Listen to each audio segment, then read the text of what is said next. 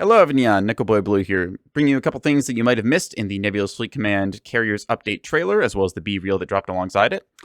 As a quick disclaimer, the following is entirely my own speculations and deductive reasonings based on media released through the official Nebulous Discord and approved creator channels. Nebulous Fleet Command is an early access game, everything is subject to change. What we see here may be very different come the January 10th patch. Anyways, let's get on to the video. Starting us off with a quick and dirty MS Paint edit of the trailer recording announcement in Dev Gallery. As you can see here, the Marauder class bulk freighter hull has some extra small mounts it did not before. We can infer these are at least C1 size because they can actually put point defense turrets and CR10 antennas, as you see here. But we do not know if these are possibly C2 size, which would be the size required to mount a T20 or C53. Most likely going to be C1 to mount additional point defense, but keep your eyes out, we might see bulkers getting an upgunning. Carrying on with this trend of additional mounts, the container liner is seen sporting two new C4 hardpoints. We see in the slide they're equipped with T30s, but these can likely be swapped out for the C4 hanger mounts shown off in Devlog 35. Variety is welcome. It'll be interesting to see how players decide to balance their carriers between container launching, strikecraft platforming, and whatever else they decide to cram into those module slots. Taking a look over at what we're hesitantly calling the OSP's light carrier, we can see in the yellow box here a small mounted hanger. You can see that this can be swapped out for something like the Talisman launcher, as we see here. More details on that later. It does not mean that the carrier is going to have to do strictly strikecraft platforming things, as with a C4 mount, you have a lot of versatility. Could potentially put a T30 on there to see off lighter threats. Why you might want to do that? Well, let's take a look at this next slide. You can see that there's a new 100mm caliber here, the 100mm flak round, potentially useful against small craft, specifically strikecraft, although I doubt that this will have enough armor penetration to get through warships.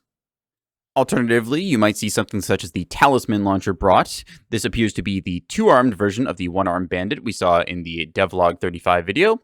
You might see various warships needing to give up some of the strikecraft platforming in order to facilitate different roles here. You could potentially see T-30s mounted, you could see jammers mounted. There's a lot of versatility here depending on what kind of mission profile you want to build your ship for.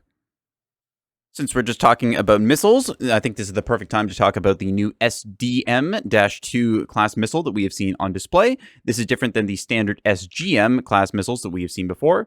Functionally wise, we saw only a brief glimpse of this, but it appears to be a sort of inverted hybrid where it has a very fast cruise stage, but a much slower, more highly maneuverable staged phase.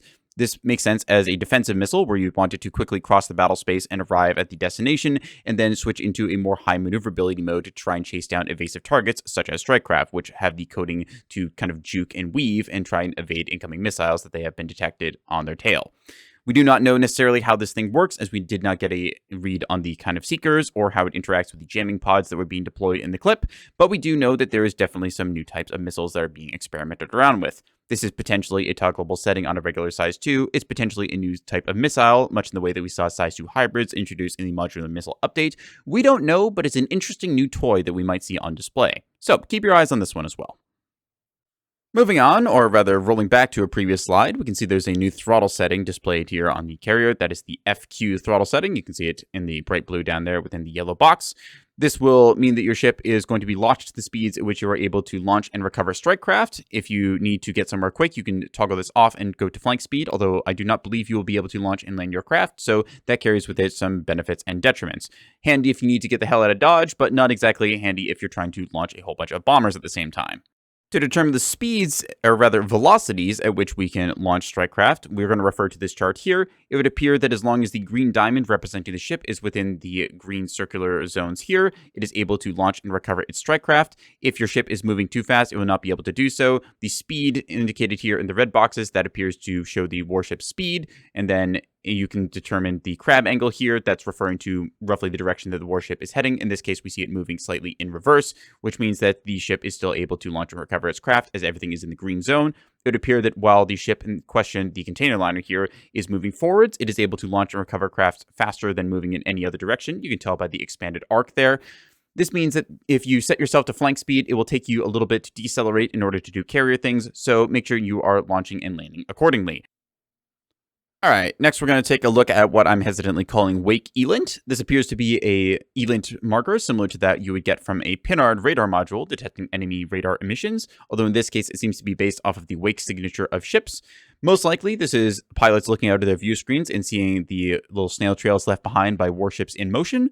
We do not have confirmation if that is the source. This could be a module based on Strikecraft or something new being added to the Sensor Warfare game. Either way, it's a neat little way of keeping track of enemy craft that you do not have an actual track on, but are still able to kind of get a cross-reference. As you can see probably from the footage displayed in the B-reel, there's a lot of Strikecraft going around, so you would have numbers of pilots able to kind of call in and reference the different avenues that the ship might be spotted from. That way you're able to determine its location.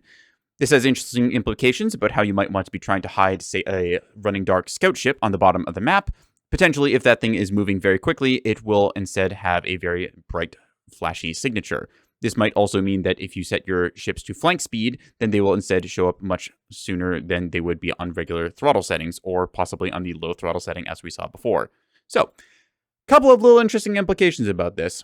We don't know much about it quite yet, besides that we saw it on display. Still, it's new sensor warfare, so that's going to be fun to deal with in the scouting department.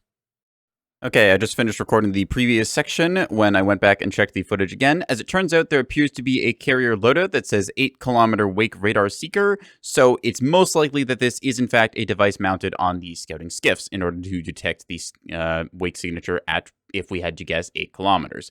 We don't know for sure, though. This could just be a naming convention thing for one of the types here, but I think it's pretty safe to say that this is most likely something included on the skiff as a scouting device.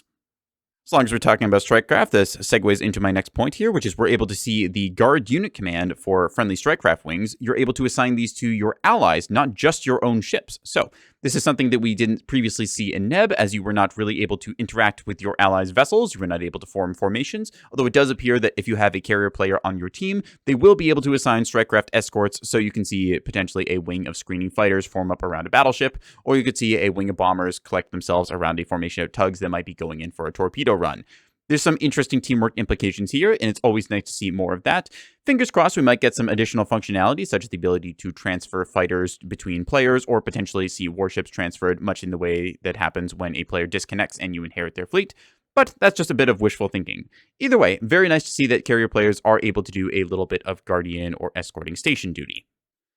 Lastly, some of the eagle-eyed ones of you may have noticed a Vauxhall being attacked by a squadron of bombers and then receiving a number of HE frag torpedoes launched towards it in the B-reel footage.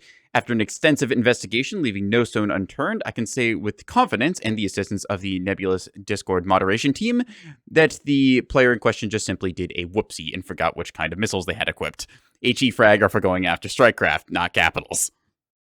Anyways, that's all from me for now. If there was something that you had spotted in the carrier trailer or the B-reel footage that I did not notice, go ahead and mention it in the comments below this video so other people can see it.